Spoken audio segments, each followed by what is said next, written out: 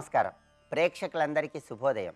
ఈనాటి శుభయోగం శీర్షికన బుధవారం సందర్భంగా అష్టవినాయక రూపాలలో ఉన్నటువంటి వైభవం ఏంటో తెలుసుకుందాం. అష్టవినాయక స్వరూపాలలో గజానన గణపతి రూపానికి విశేషమైన ప్రాధాన్యత ఉంది. మరి గజానన గణపతికి ఎలాంటి శక్తి ఉందో, స్వామివారి మహిమను తెలియజెప్పేటటువంటి కథ ఏంటో మనం పరిశీలిద్దాం. కుబేరుడు పరమేశ్వరుడికి పరమభక్తుడు. ఒకసారి కుబేరుడు పార్వతీ పరమేశ్వరులను దర్శనం చేసుకోవాలని కైలాసానికి వెళతాడు. అక్కడ పరమేశ్వరుడి పక్కనే ఉన్నటువంటి పార్వతీదేవి అద్భుతమైన సౌందర్యాన్ని చూడగానే కుబేరుడికి మనోవికారం కలుగుతుంది. అది గమనించిన జగన్మాతకు విపరీతమైన కోపం వచ్చి కోపంతో కుబేరుణ్ణి చూస్తుంది. అలా జగన్మాత కోపంతో కుబేరుణ్ణి చూడగానే కుబేరుడికి ఉన్నటువంటి ఒక కన్ను మాడిపోయి బూడిదలాగా మారిపోతుంది. అందుకే కుబేరుడిని ఏకాక్షుడు, పింగళాక్షుడు అనే పేరుతో పిలుస్తారు. రెండవ కన్ను కూడా మాడిపోవటానికి సిద్ధంగా ఉన్నప్పుడు, ఎర్రగా మారిపోయినప్పుడు పరమేశ్వరుడు గమనించి పార్వతీదేవితో కుబేరుడు తెలియక అపచారం చేశాడు, కుబేరుణ్ణి క్షమించు అని పలుకుతాడు. అప్పుడు పార్వతీదేవి శాంతిస్తుంది. ఆ విధంగా కుబేరుడి కన్ను మాడిపోయినప్పుడు ఆ బూడిదలో నుంచి ఒక రాక్షసుడు ఆవిర్భవిస్తాడు. ఆ రాక్షసుడి పేరే లోభాసురుడు అని గణేశ పురాణం చెప్తుంది. ఈ లోభాసురుడు శుక్రాచార్యుని ఆశ్రయించి అనేక విద్యలు నేర్చుకొని శివుడి గురించి కఠోరమైనటువంటి తపస్సును ఆచరించి శక్తులు పొంది దేవతల మీద విజృంభిస్తాడు. దేవతలు, ఋషులు అందరూ కూడా ఈ లోభాసురుడి బాధలు తట్టుకోలేక గజానన వినాయకుడి దగ్గరికి వెళ్ళి ప్రార్థిస్తారు. అప్పుడు గజానన వినాయకుడు అద్భుతంగా యుద్ధం చేసి ఈ లోభాసురుణ్ణి ఓడించి యుద్ధంలో పాతాళానికి పంపేస్తాడు. ఇది మనకు గణేశ పురాణంలో చెప్పబడినటువంటి కథ. ఈ కథలో ఒక అద్భుతమైన అంతరార్థం ఉంది. ఆ అంతరార్థాన్ని మనం అందరం అర్థం చేసుకోవాలి. ఇక్కడ లోభాసురుడు అంటే మనిషిలో ఉన్నటువంటి లోభగుణము అని ప్రతి ఒక్కళ్ళు అర్థం చేసుకోవాలి. అంటే ప్రతి మానవుడు కూడా అరిషడ్వర్గాలలో లోభం అనేటటువంటి గుణాన్ని తొలగింపజేసుకోవాలి. గజానన వినాయకుడు అంటే అర్థం ఏంటి? గా అంటే గతించటం, జా అంటే జన్మించటం. జనన మరణ సంసార చక్ర భ్రమణానికి కారణమైన వాడు గజానన వినాయకుడు. అందుకే మనం అరిషడ్వర్గాలలో లోభం అనేటటువంటి గుణాన్ని తొలగింపజేసుకొని గజానన స్వరూపంలో గణపతిని ఆరాధన చేసినట్లయితే ఇంద్రియాలను నియంత్రణలో ఉంచుకోవచ్చని చెప్పే అద్భుతమైన సందేశాన్ని ప్రతి ఒక్కరూ కూడా అర్థం చేసుకోవాలి. అలాగే ఈ గజానన గణపతికి సంబంధించినటువంటి గజానన గాయత్రి కూడా ఉంది. గజాననాయ చ విద్మహే లోభహంత్రే చ ధీమహి తన్నోదంతి ప్రచోదయాత్. ఇది గజానన గాయత్రి మంత్రం. బుధవారం పూట ఎవరైనా సరే 11 సార్లు గణపతి దగ్గర కొబ్బరి నూనె దీపం పెట్టి గజాననాయ చ విద్మహే లోభహంత్రే చ ధీమహి తన్నోదంతి ప్రచోదయాత్ అనే ఈ గణపతి మంత్రాన్ని చదువుకున్నట్లయితే ప్రతి ఒక్కరూ కూడా వాళ్ళలో ఉన్నటువంటి లోభ గుణాన్ని తగ్గింపజేసుకోవచ్చు, అరిషడ్వర్గాలను నియంత్రణలో ఉంచుకోవచ్చు. అది ఈ కథలో ఉన్నటువంటి పరమార్థం. ఆ తర్వాత అష్టవినాయకులలో మహోదర వినాయక రూపానికి కూడా విశేషమైన ప్రాధాన్యత ఉంది. ఈ మహోదర వినాయకుడు శుక్రాచార్యుడి శిష్యుడైనటువంటి మోహాసురుడనే పేరు కలిగినటువంటి రాక్షసుణ్ణి సంహరించడానికి అవతరించాడు. ఈ మహోదర వినాయకుడు మోహాసురుడనే రాక్షసుణ్ణి సంహరించటానికి అవతరించాడంటే దానిలో ఉన్న అంతరార్థం ఏంటంటే ప్రతి మనిషి తనలో ఉన్నటువంటి మోహము అనే గుణాన్ని తగ్గింపజేసుకోవాలి. మహోదర వినాయకుడు అంటే పెద్ద పొట్ట కలిగిన వినాయకుడు అని అర్థం. ఆ పెద్ద ఉదరం అనేది జ్ఞానానికి సంకేతం. జ్ఞాన మార్గంలో ముందుకు వెళితే ప్రతి ఒక్కరూ కూడా మోహాన్ని తగ్గింపజేసుకోవచ్చని చెప్పడమే మహోదర వినాయకుడి అవతారంలో ఉన్న అద్భుతమైన అంతరార్థం. రేపటి శుభయోగం శీర్షికన వివాహ మహోత్సవ సందర్భంగా స్నాతకానికి ఉన్న విశిష్టతను గురించి తెలుసుకుందాం. నమస్కారం. త్రిపుర సుందరి శంభు మోహిని నాదరూపిణి భవానీ దాక్షాయణి కాత్యాయని కరుణించముని భక్త కోటిని. ఆనందం ఎంత ఉంటుంది? స్వాత్మానందల విభూత బ్రహ్మాద్యానంద సంతతి. బ్రహ్మాది దేవతల ఆనందములు కూడా ఆ బ్రహ్మానందం ముందు అల్పములే. అంటే ఆ బ్రహ్మానందం ఎంత ఉంది? అబ్బో ఇంతని చెప్పలేమండి. ఆ ఒక్క మాట అనిస్తే ఆలోచించకుండా అనంతం అని అర్థం. అనంతమైనది లోతు తెలియనిదే అయినప్పుడు దాని సముద్రం అని అన్నారుగా. కానీ అనంతమైన ఆత్మానందానుభవమే సుధా సముద్రము. ఇది తెలుసుకోవాల్సింది ఇక్కడ. అది ఆనందమైతే జ్ఞానానికి ఒక లక్షణం ఉంది, ప్రకాశం. ప్రకాశం, ప్రచోదనం, ఈ రెండు జ్ఞాన లక్షణములు. ఆ ప్రకాశ స్వరూపం పేరు మణి. ఆనందం అమృతం, జ్ఞానం మణి. అది అమృత సముద్రం మధ్యలో మణిద్వీపం అంటే ఇది అర్థం. అది జ్ఞానానంద స్వరూపమైన అమ్మవారి యొక్క చోటండి. ఎవడి లక్షణం వాడి ఇంట్లో కనబడుతుందిట. అందుకే అమ్మవారి లక్షణం ఇంట్లో కాదు, లోకమంతా కనబడుతుంది. ఎందుకంటే సామాన్యుడి రేంజ్ ఇంటి వరకు, అమ్మవారి రేంజ్ లోకమంతా కూడా. అది తెలుసుకోవాల్సింది. ఆవిడ యొక్క పరిధి అంత విస్తరించింది. ఆవిడ ఆనందతత్వమే అమృతమైంది, ఆవిడ జ్ఞానతత్వమే మణిద్వీపమైంది. ఇది ఆలోచిస్తే ఉపనిషత్తుల్లో చెప్పిన జ్ఞానానంద తత్వానికి సగుణంగా చెప్పిన ఈ లోకానికి ఏమీ భేదం లేదు. అఖండ ఆనందానుభూతియే అమృత సముద్రము. దాని యొక్క తరంగాలు ముసలితనాన్ని భయపెడుతున్నటువంటి సముద్రుడి యొక్క కనుబొమల ముడివలే కనబడుతున్నది. అలాంటి సముద్రుడికి నమస్కారం. ఇప్పటి నుంచి ఆ లోకంలో ఉన్న వాటిని మంచిది చేసుకుంటే తర్వాత వాళ్ళు రప్పించే అవకాశం ఉంటుంది. అందుకే వాటికి బాగా నమస్కారం చేసుకోవడం. మనకంత భాగ్యం కల్పించారండి. ఇక్కడ ఉంటూనే వెళ్ళిపోవచ్చు మణిద్వీపానికి మహాత్ములైన జగద్గురువుల వాక్యాలతో. కానీ ఇప్పుడు ఎక్కడున్నాం మనం? సుధా సముద్రం, దానికి నమస్కారం. తరంగ భృకుటీ కోటి భంగ్యా, ఏదో ఒక కనుబొమ్మల ముడి కాదు, భృకుటీ కోటి భంగ్య తర్జయతే జరా సుధామయాయ శుభ్రాయ. అది అత్యంత శుద్ధమైనది. ఆనంద లక్షణానికి ఉన్న శుద్ధత్వం కూడా ఇక్కడ చెప్తున్నారు. శుద్ధం బుద్ధం అంటారు కదా, శుద్ధం అది ఇక్కడ. సుధామయాయ శుభ్రాయ సింధూనాం పతయే నమః. ఇక్కడి నుంచి వర్ణన మాత్రమే కాదు, ఆయా లోకములందు ఉన్న భాగాలకు కూడా నమస్కారం. ఒక్క భాగానికి నమస్కారం చేసుకుంటూ వెళుతున్నాం. సుధా సముద్రుడి నమస్కారం అయిపోయింది. ఆ తర్వాత కల్పవృక్షాలన్నిటికీ కలిపి నమస్కారం ఒక్క శ్లోకంలో చెప్తున్నారు. ఆయన కొన్ని పుటల్లో ఉన్నదాన్ని ఒక్క శ్లోకంలో చెప్పినప్పుడు మనం చాలా ఏకాగ్రత ఇంకా ఎక్కువ పెంచుకుని ఆ తర్వాత ద్వీపంలో ఉన్న వృక్షాల్లోకి ప్రవేశిద్దాం. తస్య మధ్యే మణిద్వీప. అడ్రస్ చెప్పడంలో చాలా క్లారిటీ ఉందండి. ఇక్కడ అమ్మవారి దాకా తీసుకెళ్లడంలో చిరునామా ఎంత స్పష్టంగా ఇస్తున్నారు. అమృత సముద్ర మధ్యలో తస్య మధ్యే మణిద్వీప కల్పకారామభూషిత అస్తు మే లలితావాస. లలితావాసమైన మణిద్వీపము అన్నారు. అంటే మొత్తం మణిద్వీపానికి నమస్కారం. ముందు చేసిన సముద్రానికి ఇప్పుడు మణిద్వీపానికి అంతటికి కలిపి నమస్కారం. మణిద్వీపం కల్పక ఆరామ భూషిత, కల్పవృక్షముల ఉద్యానవనాలతో శోభిల్లుతున్నది. ఆరామం అంటే ఉద్యానవనం. ఏమి ఉద్యానవనాలు? కల్పవృక్ష ఉద్యానవనములు. కల్పవృక్షములకి రకరకాల పేర్లున్నాయి. ఇక్కడి నుంచి మనకి నానావృక్ష మహోద్యానం నుంచి వరుసగా కల్పవృక్షములు వనములు ఉంటాయి. ఒక్కొక్క ప్రాకారంలో ఒక్కొక్క వనం. కల్పవృక్షాల పేర్లలో శాస్త్రమే ఇక్కడ వర్ణిస్తోంది. హరిచందనం, మందారం, సంతానం, కల్పకం ఇలాంటి పేర్లతో ఉంటుంది. అలా ఉన్నటువంటి కల్పవనములన్నీ అంటే హరిచందన, మందార, సంతాన, కల్పక ఇత్యాది పేర్లు కలిగినటువంటి కల్పవృక్ష వనములన్నిటితో కూడిన మణిద్వీపము లలితావాస, మా లలితమ్మ యొక్క ఆవాసము. అంటే మణిద్వీపం అంటే అమ్మ గుర్తురా, వాళ్ళ అమ్మ ఇల్లు. అందువల్ల మణిద్వీపానికి ప్రాధాన్యం. అందుకే అస్తుమే లలితావాస. లలితావాసము నా పట్ల ఏ విధంగా ఉండాలంటే స్వస్తిదా అభయంకర. ఇది కూడా తైత్తిరీయ నారాయణంలోని మంత్రం. స్వస్తిదా అభయంకర. ఆ మణిద్వీపము నాకు స్వస్తిని కలిగించుగాక, అభయములు అందించుగాక. ఇంకేం కావాలండి? భయాలు లేకుండా చేయడమే అభయం. స్వస్తి అంటే శుభం. ఈ రెండుంటే మనకి ఇంకేం కావాలి? భయములనగా దుఃఖములు, కష్టములన్నీ భయాలు దానిలోకి వెళ్ళిపోయాయి. కానీ కష్టాలన్నీ తొలగిస్తుంది, శుభాలన్నీ ఇస్తుంది. ఇంకేం కావాలండి అక్కడ? కానీ కష్టాలు తొలగించింది కనుక అభయంకర. స్వస్తి శుభములు ఇస్తోంది కనుక స్వస్తిదా. ఏదా రెండు ఇస్తోంది? మణిద్వీపం. ఎందువల్ల ఇస్తోంది? అమ్మవారి యొక్క ఆవాసం కనుక. అంటారు కానీ నాకు శుభాలు కలిగించాలంటే నా శుభాలు అన్నా అన్ని కోరికలు నాకు, ఇది శుభం అది శుభం బోలుడు ఉన్నాయండి. మీకు ఓపిక ఉండాలి కానీ నేను చెప్పడానికి సిద్ధమే. లెక్కలేనన్ని నా కోరికలు. అవునా? అన్ని కోరికలు తీర్చడం కోసమే కల్పవృక్షాల వనాలు ఉన్నాయి అక్కడ అన్నాడు. ఇక్కడ కల్పవృక్షాలంటేనే నీ సంకల్పాలన్నీ నెరవేర్చేదయ్యా అన్నాడు. ఇక్కడ సర్వ సంకల్పాలని నెరవేర్చగలిగే 5 రకాల కల్పవృక్షములు ఉద్యాన వనాలుగా అక్కడున్నాయి. ఏదో ఒక చెట్టు నాటుకోవడం, 2 చెట్లు కాదు అక్కడ. కల్పవృక్షాల వనములు. అటువంటప్పుడు స్వస్తిదా అభయంకర కాక మరేమిటి? కనుక మణిద్వీప ధ్యానం చాలయ్యా మనకు. అది స్వస్తిదా అభయంకర.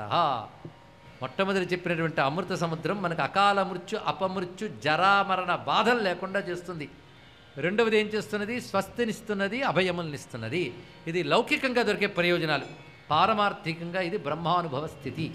రెండూ తెలుసుకుందాం. అని మణిద్వీప వర్ణన, మణిద్వీప ధ్యానం మనకి ఎన్ని ఇస్తుందో చూడండి. 2 శ్లోకాల్లో అమ్మవారి స్తుతిలో ముందు మణిద్వీపంలోనే ఉన్నాం మనం, ఇంకా అమ్మవారి దాకా వెళ్ళలేదు. అక్కడి దాకా వెళ్ళాలంటే ఎన్ని దాటాలండి? ముందుకు 2 పిల్లల అనుగ్రహం కావాలి, ఆ పలుకుల తల్లి దయ కావాలి, ఆ తర్వాత సముద్రుని మొక్కుకోవాలి, ఆ తర్వాత మణిద్వీపానికి నమస్కారం చేయాలి. అందుకే ఈ వాక్యం ఎంత మధురంగా ఉంది. అస్తు మే లలితా వాసః స్వస్తిదా అభయంకర.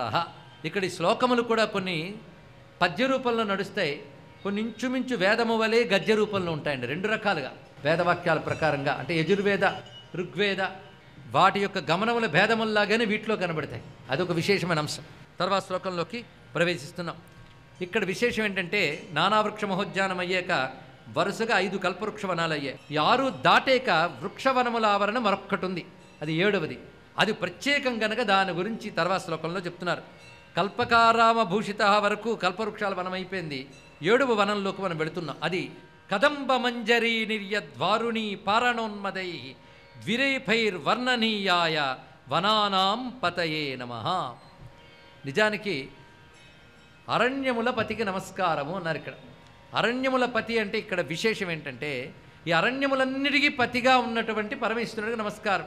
నానావృక్ష మహోద్యానం నుంచి ఇప్పటి వరకు వర్ష ఋతువు, శరదృతువు, హేమంత ఋతువు, శిశిర్ ఋతువు, ఇలా ఒక్కొక్క వనమునకు ఒక్కొక్క పతిగా ఒక పతి చెప్పబడుతుంటాడు. అతని నియామకంలో వనమంతా, ఆ ప్రాకారమంతా అతని నియామకంలో ఉంటుంది. ఈ విషయం మనకి మణిద్వీప వర్ణంలో, శ్రీమన్నగర వర్ణంలో కూడా కనబడుతుంది. వీళ్ళందరికీ కలిపి నిజానికి చెప్పాలంటే ఒకే పరమేశ్వరుడు కాలస్వరూపుడై మొదటి ప్రాకారంలో మహాకాలుడై తర్వాత కాలములో ఉన్న ఒక్కొక్క ఋతువుకి ఒక్కొక్క స్వరూపంగా తాను ఉంటూ కనిపిస్తున్నది 7 రూపాలతో ఉన్నవాడు ఒకే కాలస్వరూపుడైన శివుడు గనక వనానాం పతయే నమః అంటూ ఇన్ని రూపములతో ఉన్న వాడికి నమస్కారం చేశారు. ఇది రుద్ర నమకంలో కనబడేటువంటి మంత్రం. ఇది వేదవాక్యం. వనానాం పతయే నమః అనే దాన్ని ఇందులో నిక్షిప్తం చేశారు. ఇక్కడ ఇది యజుర్వేద సంబంధమైన రుద్ర నమకంలోని మంత్రాన్ని ఇక్కడ నిక్షిప్తం చేస్తూ మొత్తం వనములన్నిటికీ నమస్కారం, ఆ వనములకు నియామకుడైనటువంటి పరమేశ్వరునికి నమస్కారము అని చేస్తూ ఇక్కడ ప్రధానంగా చివరి ఉద్యానవనం గురించి చెప్పారు కనుక ఇక్కడికి అన్ని వృక్షములని తీసుకొచ్చి వనానాం పతయే నమః వాక్యం చెప్పారు. ఈ వనం పేరు ఏమన్నాం? కదంబం. కదంబవనం చాలా విశేషం. మీరు ఒక్కసారి లలితా శాస్త్రం చదివితే కల్పక వనములందున్న తల్లి అనలేదు, కదంబ వనవాసిని అన్నారు ఇక్కడ. అంటే ఇన్ని విడిచిపెట్టి కదంబం గురించి ఎందుకు చెప్పారంటే ఇదేదో చాలా ముఖ్యమైనది అయి ఉంటుందయ్యా అని చెప్పాలి ఇక్కడ కదంబవనం ప్రత్యేకించి. ఎందుకంటే ఈ కదంబవనంలోనే జ్ఞానదేవత అయిన శ్యామలాదేవి నివసిస్తున్నటువంటి చోటు. శ్యామలాదేవి తన సర్వశక్తులతో కాలనీ కట్టుకుని ఉందండి ఇక్కడ. ఆ తల్లి మంత్రిణీదేవి. అందుకే మహానుభావుడు కాళిదాస మహాకవికి ఒక్కసారి కనబడింది ముందు లలితయ్యే. కనబడగానే ఏమన్నారు? చతుర్భుజే చంద్ర కళావతంసే కుచోన్నతే కుంకుమ రాగశోణే పుండ్రేక్షు పాశాంకుశ పుష్పబాణ హస్తే నమస్తే జగదేకమాత అన్నారు. అన్న వెంటనే ఇతనికి తెలివితేటలు ఇవ్వాలి అనుకుని ఆవిడ రూపం మార్చేసింది. ఆ రూపం మాణిక్య వీణ ఉపలాలయంతి మదాలసా మంజుల వాగ్విలాస మహేంద్ర నీల జితుకోమలాంగి మాతంగ కన్యా మనసాస్మరామి శ్యామలాదేవిగా కనబడింది. ఆ కనబడ్డే ఎక్కడ కనబడిందంటే అలా తీసుకొచ్చిందని కాళిదాసుని. ఎక్కడి నుంచి తీసుకెళ్తుందంటే జై జనని సుధా సముద్రాంత హృజన్మణి ద్వీప సంరూఢ బిల్వాటవీ మధ్య కల్పద్రుమా కల్ప కాదంబకాంతార వాసప్రియే. అక్కడికి ఆ వర్ణన ఎలా జరిగిందో చూసారా? సుధా సముద్రాంత హృజన్ మణిద్వీప సంరూఢ బిల్వాటవి, ఇది నానావృక్ష మహోద్యానవనం. బిల్వాటివి మధ్య కల్పద్రుమా కల్ప కాదంబకాంతార వాసప్రియే. అక్కడ దాపేశాడు ఆయన కూడా. కానీ అక్కడ కదంబవనం ప్రస్తావన ప్రత్యేకం. కల్పవృక్షాలని కలిపి ఒక్క మాటతో వెళ్ళిపోయింది.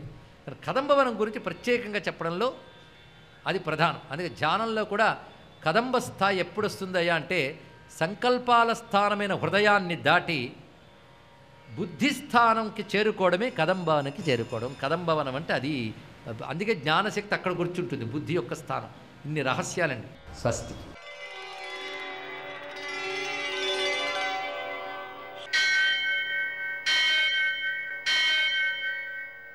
సహస్రశీరుషం దేవం విశ్వాక్షం విశ్వశంభువం విశ్వం నారాయణం దేవమక్షరం పరమం పదం విశ్వతః పరమాం నిత్యం విశ్వం నారాయణగుం హరిం విశ్వమేవేదం పురుషస్తద్విశ్వముపజీవతి पतिं विश्वस्यात्मेश्वरगुं शाश्वतगुं शिवमच्युतं नारायणं महाज्ञेयं विश्वात्मानं परायणम् सूर्यशौर्यमथेन्दुरिन्द्रपदवी सन्मङ्गलं मङ्गलम् ఆపదామపహర్తారం దాతారం సర్వసంపదాం లోకాభిరామం శ్రీరామం మోక్షదంతం నమామ్యహం. నేటి కాలమాన విశేషాలను గమనిద్దాం. స్వస్తి శ్రీ చాంద్రమాన విలంబనామ సంవత్సరం ఉత్తరాయణం, శిశిర ఋతువు ఫాల్గుణమాసం, కృష్ణపక్షం, బుధవారం. సూర్యోదయం 6:18 సూర్యాస్తమయం 6:24 తిథి సప్తమి రాత్రి 8:59 వరకు, నక్షత్రం జ్యేష్ఠ ఉదయం 8:20 వరకు, వర్జం లేదు, దుర్ముహూర్తం మధ్యాహ్నం 11:57 నుంచి 12:45 వరకు, అమృతకాలం రాత్రి 3:18 నుంచి 5:01 వరకు, రాహుకాలం బుధవారం కాబట్టి మధ్యాహ్నం 12 నుంచి 1:30 వరకు, అష్టగౌరుకు రీత్యా శుభప్రదమైన సమయం ఉదయం 11:30కి.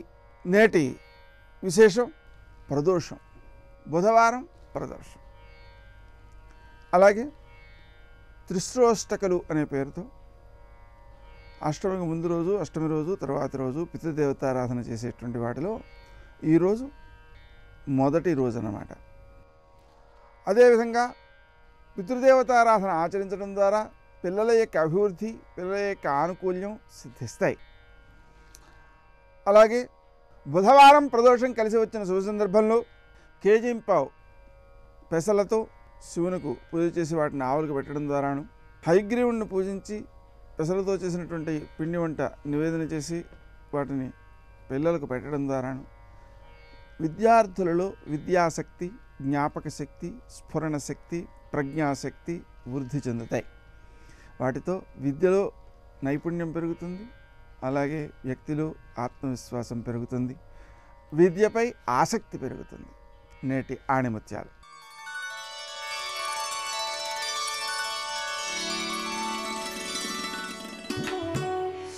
చేసిన ధర్మం, సంపాదించిన కీర్తి, ఈ రెండే లోకంలో స్థిరమైనవి.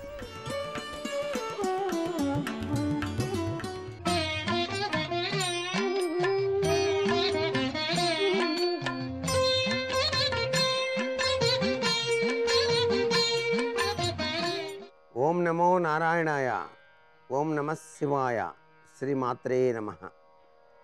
ఈరోజు బుధవారం, సప్తమి తిథి కూడా. సప్తమి అనేటువంటిది సూర్య భగవానికి చాలా ప్రీతికరమైనటువంటి సుదినంగా చెప్తాం. గురుబలం పెంపొందించుకోవాలన్నా కూడాను సూర్య భగవాన్ని ఆరాధన చాలా గొప్పదిగా మనకు శాస్త్రాల్లో చెప్పారు.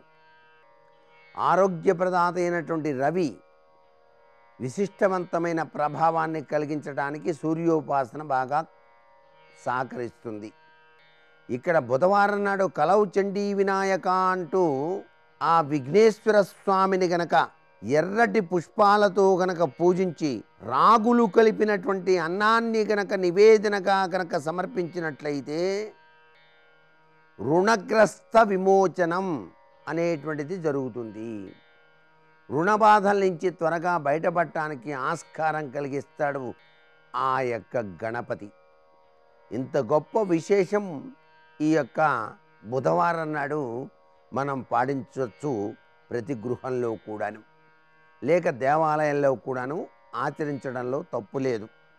అలాగే గణపతి ఆలయంలో ఉత్తర దిక్కులో ఒక తమలపాకులో పసుపు ముద్ద ఉంచి ఎర్రటి పుష్పాలతో కుంకుమ కలిపినటువంటి అక్షతలతో పూజ చేస్తూ ఓం గం నమః అని చెప్పేసి జపం చేస్తూ ఉద్యోగం లేని వాళ్ళు ఉద్యోగం కోసం, వ్యాపార అభివృద్ధి కోసం, సంఘంలో గౌరవ మర్యాదలు పెరగడం కోసం కనుక ధ్యానం చేసినట్లయితే ఆ గణపతి యొక్క దివ్యవంతమైన అనుగ్రహంతో వారి వారి కోరికలు నెరవేర్చడానికి గణపతి అనుగ్రహాన్ని ఇస్తాడు అని చెప్పేసి మనకి వివిధ రకాలైనటువంటి దేవతా స్వరూపాలన్నీ కూడాను మనకు మానసిక శాంతిని చేకూర్చి అభ్యుదయం పండిన మాన్యంగా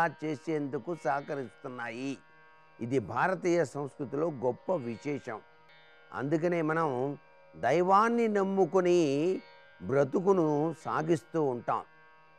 దైవాన్ని నమ్ముకున్నప్పుడే కదా మన మనస్సు కూడా హాయిగా ప్రశాంతంగా ఉండేది. అంతా దైవలీలా అని చెప్పేసి భావన చేస్తాం. ఇది సహజ సిద్ధమైనటువంటి సంప్రదాయ లక్షణమే. అందుచేత గణపతి ఆలయంలో స్వామికి కనుక బెల్లపానకంతో కనుక అభిషేకం చేస్తే ఐశ్వర్యం వస్తుంది అని కూడా మనకు శాస్త్రంలో చెప్పారు. బుధవారం నాడు గణపతి ఆలయంలో పానకంతో స్వామిని గనక అభిషేకం గనక చేయించినట్లయితే ఐశ్వర్యయుక్తమైనటువంటి ప్రభావం గణపతి మనకు ప్రసాదిస్తాడు సుమా అని చెప్పేసి శాస్త్రం. కుటుంబంలో సఖ్యతా స్వరూపాలు పెంపొందించడానికి కూడాను గణపతి చాలా చక్కటి యోగవంతమైన ప్రభావాన్ని ఇస్తాడు.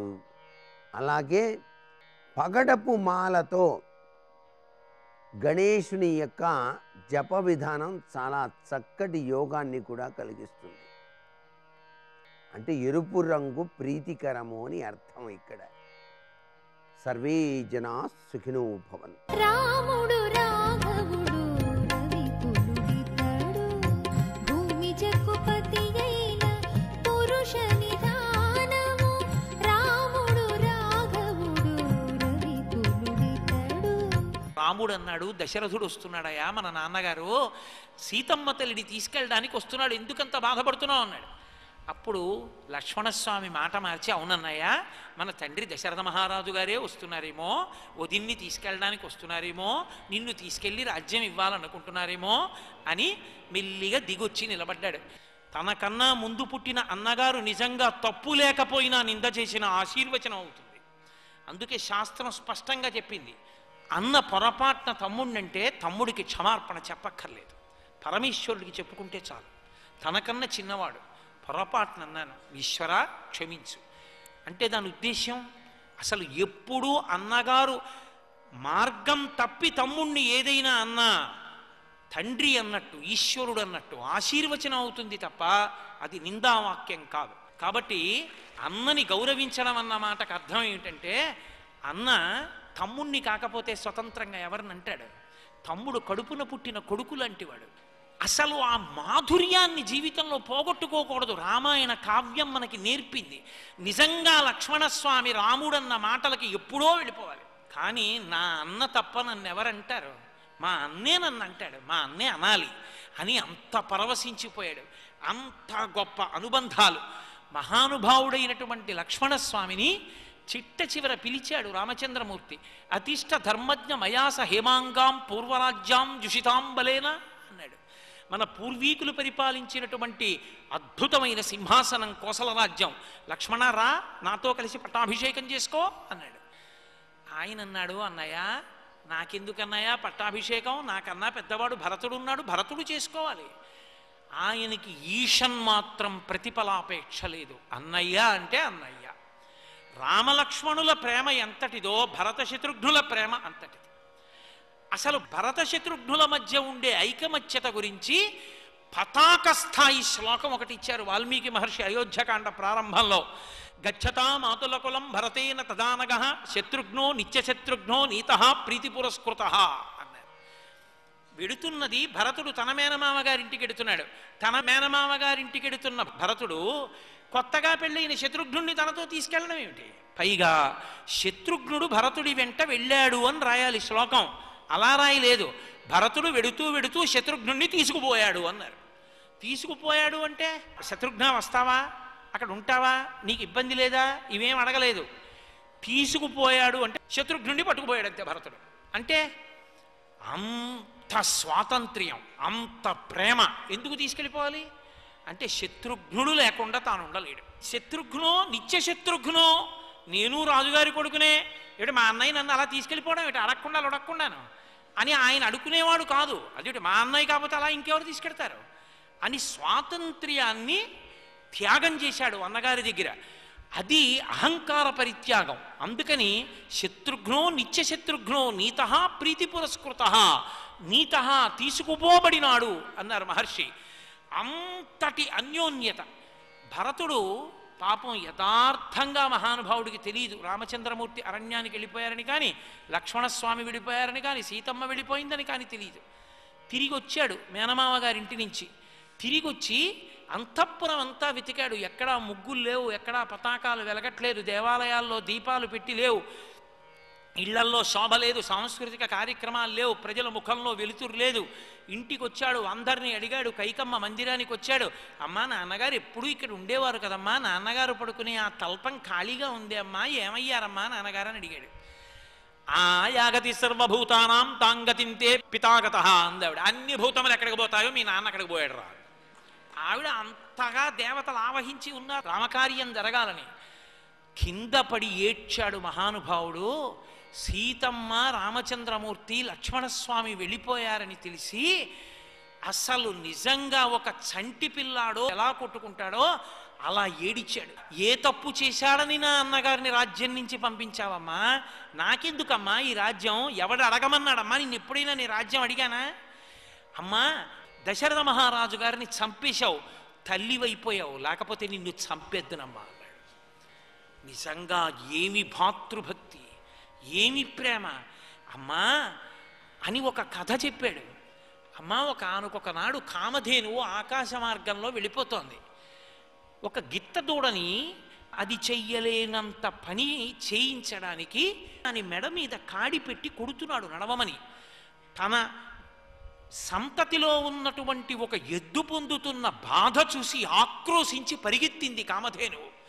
అన్ని ఆవులు అన్ని దూడలు సంతతిగా ఉన్న కామధేనువు ఒక్క ఎద్దుకి బాధ కలిగితే తట్టుకోలేకపోయిందే.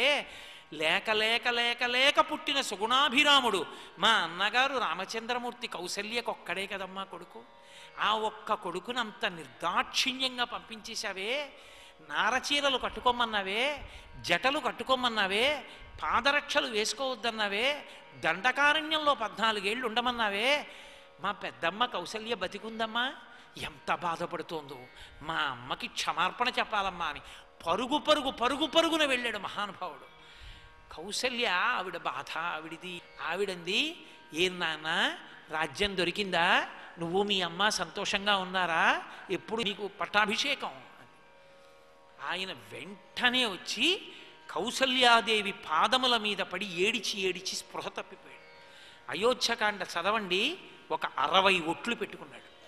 కౌసల్య చూసి తల్లడిల్లిపోయి తొడ మీద కూర్చోబెట్టుకుని, ఎందుకురా నాయన అంత ఏడుస్తావు, నాకు తెలుసురా నీ శీలం అంది. ఎంత తల్లడిల్లిపోయాడు, ఎన్ని అపవాదులు భరించాడు కాబట్టి భరతుడయ్యాడు. నాకు వద్దు ఈ రాజ్యం మహాప్రభో అని ఏడిచాడు మహానుభావుడు. అంత ఏడిస్తే వశిష్ఠ మహర్షి సభ తీర్చాడు, మంత్రులందరినీ కూర్చోబెట్టాడు. భరతుణ్ణి పిలిచి కూర్చోబెట్టి, మీ నాన్న దివంగతుడయ్యాడు, శరీరం విడిచిపెట్టాడు, రాజ్యం రాజు లేకుండా ఉండకూడదు, శరీరం విడిచిపెడుతూ మీ నాన్న రాజ్యాన్ని నీకు ఇచ్చాడు, రామలక్ష్మణులు అరణ్యవాసానికి వెళ్ళిపోయారు, కాబట్టి భరత ఈ రాజ్యం నువ్వు తీసుకో అన్నాడు. చంటి పిల్లాడిలా నేను ఒక రాజకుమారుణ్ణి, యథార్థమునకు పట్టాభిషేకం పొందవలసిన వాణ్ణి, రాముడున్నా యువరాజు కావలసిన వాణ్ణి, నేను ఇలా ప్రవర్తించచ్చా అని కూడా చూడలేదు. విలలాప సభా మధ్యే మహర్షి ఎంత మాట అన్నారంటే, ఆసనం మించి కింద పడిపోయి సభ మధ్యలో గుండెలు బాదుకుని ఏడ్చాడు. ఎలా? జగామ మనసారామం, మానసికంగా రాముడి దగ్గరికి వెళ్ళిపోయి రాముడి పాదాలు పెట్టుకుని, ధార్మికంగా రామా మీకు చెందవలసిన రాజ్యం, మీరు కూర్చోవలసిన రాజ్యం, మీరు ఏలవలసిన రాజ్యం, అందరూ నన్నేలమంటున్నారు, ఎంత దారుణం, నాకొద్దు, ఈ రాజ్యం నాకు వద్దనే వద్దని పురోహితుడైనటువంటి వశిష్ఠుణ్ణి నిందించాడు. ఈ మాట నువ్వు చెప్పచ్చా నన్ను తీసుకోమని? నాకాయి వద్దు ఈ రాజ్యం అన్నాడు. ఎవరుంటారు, పదండి, రహదారులు వెయ్యండి, బావులు తవ్వించండి, గుర్రాలు ఏనుగులు అన్నీ పట్టుకు పదండి, రామచంద్రమూర్తిని బతిమాలి తీసుకొస్తాను, నేను ఒక్కడే కాదు మీ అందరూ కూడా చెప్పండి తీసుకొస్తానన్నాడు. పాపం అందరూ కలిసి వెడదామని ముందు సైన్యం బయలుదేరింది. భరత శత్రుఘ్నులు ఇద్దరూ అంతఃపురంలో చోట కూర్చుని ఉన్నారు. కూర్చునుండగా ఆ కుబ్జ మందర, ఎవరు కైకమ్మ మనసు మార్చిందో ఆ మందర ఒంటి నిండా బంగారు హారాలు వేసుకుని పెడుతోంది. అక్కడ చూశారు ద్వారపాలకులు. చూసి శత్రుఘ్నుడి దగ్గరికి వచ్చి అన్నారు, ఈమెయే సంతోషంగా 3 పువ్వులు 6 కాయలుగా నిత్య కళ్యాణం పచ్చతోరణంగా ఉన్న కోసల రాజ్యంలో మీ అంతఃపురంలో చిచ్చు పెట్టినటువంటి స్త్రీ. చెప్పకూడని మాటలన్నీ కైకమ్మకి చెప్పి ఆమె మనసు విరిచేసింది.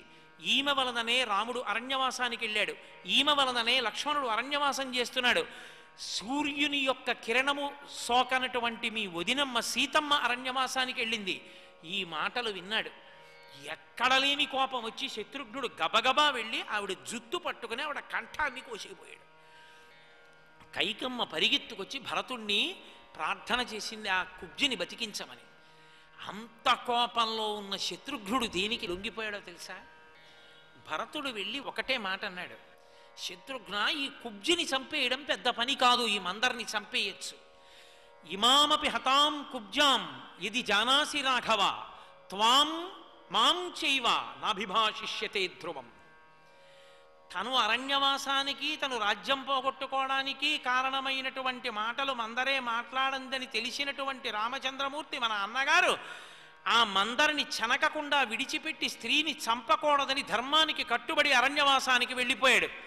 అటువంటి ధర్మమూర్తి అయిన రామచంద్రమూర్తి చెయ్యని పని తగుదునమ్మా అని నువ్వు నేను చేస్తే త్వాం మాం చైవ, నిన్ను కాని నన్ను కాని కన్నెత్తి చూడడు రాముడు, మాట్లాడడు. రాముడు చూడకపోయినా మాట్లాడకపోయినా పర్వాలేదనుకుంటే చంపేయాడు, వదిలిపెట్టేశాడు. కత్తి కింద బారేసి పోతలకన్నాడు. రాముడు మాట్లాడంటే, రాముడు చూడ్డంటే అంత భయం ఆ తమ్ముళ్ళకి, అంత ప్రేమ వాళ్ళకి రాముడంటే. తిరిగి వచ్చారు. మహానుభావుడు అరణ్యవాసానికి ఎడుతున్నాడు. ఆ రాముణ్ణి తీసుకొద్దామని ఓ చెట్టు కింద కూర్చున్నాడు. గుహుడు వచ్చాడు. అచచక్షేద సద్భావం లక్ష్మణస్య మహాత్మన భరతాయ అప్రమేయాయ గుహో గహనగోచర అంటారు మహర్షి. అప్రమేయమైనటువంటి గుణములు కలిగినటువంటి వాడు భరతుడు. అటువంటి వాడి దగ్గర ఆయన తోడపుట్టినటువంటి లక్ష్మణస్వామి యొక్క వైభవాన్ని రామచంద్రమూర్తితో ఎంత ప్రేమతో అనుగమించాడో ఆ విశేషాల్ని గుహుడు చెప్తుంటే ఎంతో ప్రేమతో అన్న గురించి, వదిన గురించి, లక్ష్మణుడు గురించి చెప్తున్నాడని చెవి ఒగ్గి విన్నాడు. ఇదిగోనయా తృణశైలం, అక్కడే వేశాం గడ్డితో పరుపు, మీ అన్న వదిన అక్కడే పడుకున్నారన్నాడు. పాపం పరుగు పరుగున వెళ్ళాడు. ఆ గడ్డి అంతా తడిమి చూశాడు. ఇదిగో మా అన్నగారు ఇక్కడ పొర్లేరు.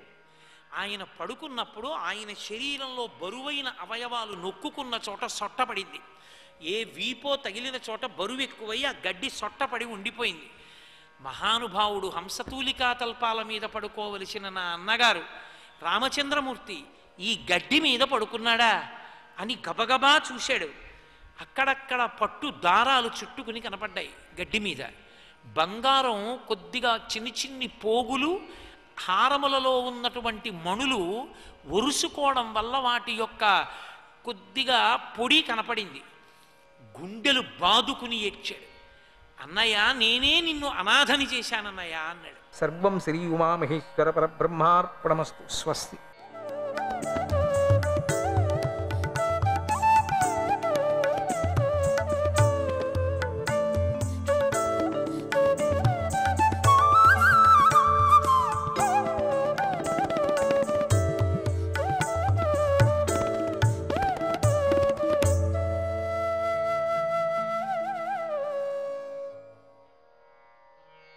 నారాయణ నారాయణ నారాయణ.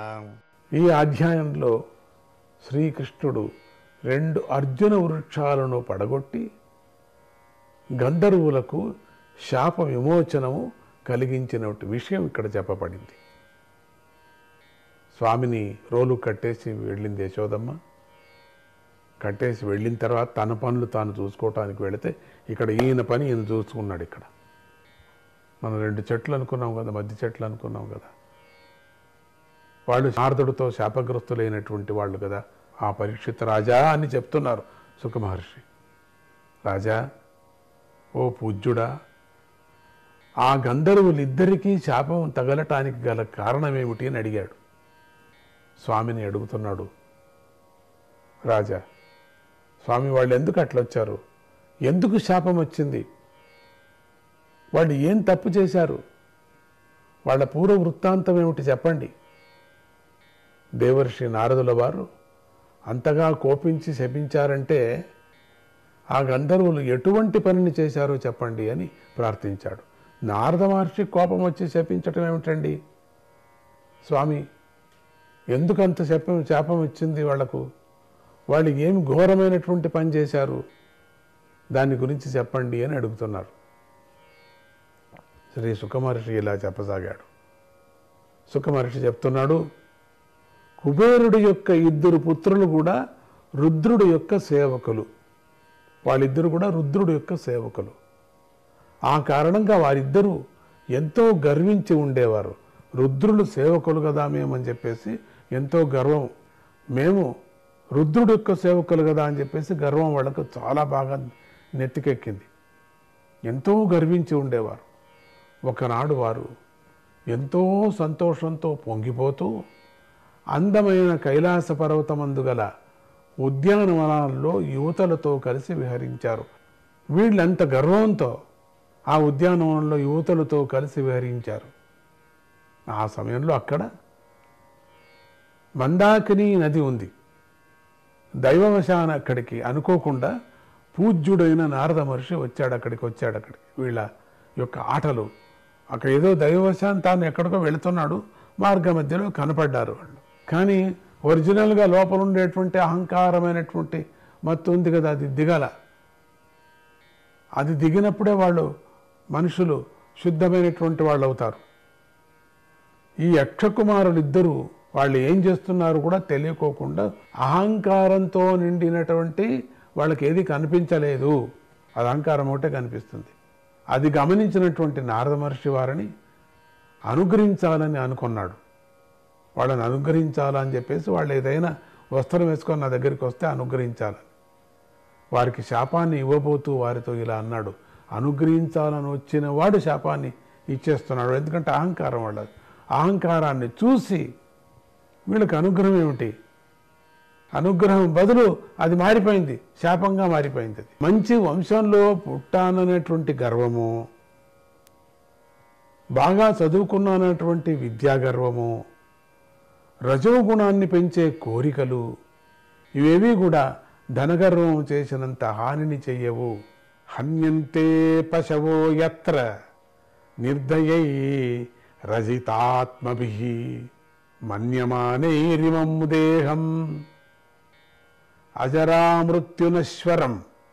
ఏది తనకు హితాన్ని కలిగిస్తుంది, ఏది తనకి హితాన్ని కలిగిస్తుంది, ఏది హితం చేకూర్చదు అని తెలుసుకోలేనివాడు మాత్రమే నశించిపోయే తన దేహం కోసం ఇతర ప్రాణులకు ద్రోహం చేస్తాడు. నశించిపోయేటువంటి శరీరాన్ని ఇతర ప్రాణులకు ద్రోహం చేస్తాడు. ఎందుకంటే ప్రాణులను హింసించటం వల్ల లభించేది నరకము మాత్రమే అని చెప్తున్నారు ఇక్కడ. ప్రాణులను హింసించటం వల్ల లభించేది నరకము మాత్రమే. కుబేరుడి పుత్రులైనటువంటి నలకుబారుడు, మణిగ్రీవుడు, మనం అనుకున్నాం కదా, ధనగర్వంతో కళ్ళు కనపడదు. అది గమనించినటువంటి నారద మహర్షి వారిని అనుగ్రహించాలని అనుకున్నాడు. వీళ్ళని అనుగ్రహించాలనేను. అనుగ్రహము అనేటువంటిది కూడా ఒక పర్యం, దాన్ని ఇక్కడ మన యొక్క భాగవతం కానీ పురాణాలు కానీ కొంచెం విచిత్రంగా ఉంటుంది. శాపంతో కూడినటువంటి శాపం ఇచ్చారంటే పరమాత్ముడు నివారణ అనుగ్రహమే కదా అది కూడా, కానీ అనుభవించాలి కదా శాపం అనేది. దేహ కిమన్నదాతు స్వం నిషేక్తుర్మాతురేవచ మాతుః పితుర్వా బలినః క్రేతురగ్నేశునోపి వా. ఈ దేహము అన్నం పెట్టిన వాడి సొత్త లేదా తండ్రిదా? దేహం పోషించిన వాడు, ఈ పోషించిన వాడిది ఈ దేహం అవుతున్నదా, లేదా తల్లిదా?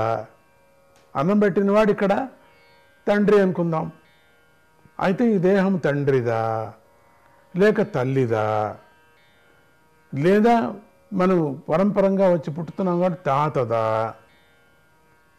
లేదా పన్ను వసూలు చేసే బలవంతులైనటువంటి రాజుదా? ఈ శరీరం ఇంకొకరికి ఆధారపడి ఉంటుంది కదా, వాళ్ళదా సొంతం ఇది? ఏమిటిది? ఎవరిది? కన్న వాళ్ళదా? అన్నం పెట్టిన వాళ్ళదా? అధికారం చాలన చేస్తూ ఉంటారు వాళ్ళదా? తాతదా? ఎవరిది ఈ దేహము? లేదా జీతము, ప్రయాణము, ఖర్చుల కోసం సొమ్ము ఇచ్చేవాడిదా? పోనీ అప్పుడప్పుడు మనకు సహాయం చేస్తూ ఉంటాడే, అపాయాల్లో అంతా సహాయం చేస్తుంటాడు, ప్రయాణాల్లో సహాయం చేస్తుంటాడు, ప్రయాణానికి సహాయం చేస్తుంటాడు. అటువంటి వాడిదా ఈ శరీరము? ఎవరిది ఉండొచ్చు? ఎవరిది సొంతం ఈ శరీరము? ఖర్చుల కోసం ఇచ్చేవాడిదా అని చెప్పుకున్నారు ఇక్కడ. మరణించిన తర్వాత కాల్చే అగ్నిదేవుడిదా? మరణించిన తర్వాత అగ్నిదేవుడిది అవుతుందా? ఈ శరీరం ఎవరిది అవుతుంది? ప్రకృతి నుండి పుట్టి తిరిగి ప్రకృతిలోనే కలిసిపోయి ఈ దేహము ఇంతమందికి సంబంధించినదై ఉంది. ఇవన్నీ కూడా ఈ దేహం నాశనమయ్యేటువంటి దేహం కదా. అన్నం పెట్టిన వాళ్ళది, కన్నవాళ్ళది, తాత ముత్తాతది, అగ్నిది, భూమిది, ఎవరిది అంతా కూడా. ఈ దేహం ఎవరిది అయిపోతుంది మరణించిన తర్వాత? ఊపిరి వెళ్ళిపోయిన తర్వాత ఈ దేహం ఎవరు పంచుకుంటారు? ఎప్పటికీ కూడా ఈ శరీరం నాది కాదది, నేను దాన్ని వాడుకుంటున్నాను ఈ శరీరాన్ని. అందుకని నేను వాడుకునేటప్పుడు దీన్ని శరీరం ఎప్పటికైనా నేను వదలాల్సిందే అనేటువంటి బుద్ధివంతుడికి కొంచెం కొంచెం ఉంటుంది. పూర్తిగా వచ్చిందనుకోండి ఆధ్యాత్మిక లైన్లో పెట్టినట్టుగా అవుతుంది, పూర్తి రావటం లేదు. అది అప్పుడప్పుడు వచ్చిపోతూ ఉంటుంది. నారాయణ శ్రీహరి.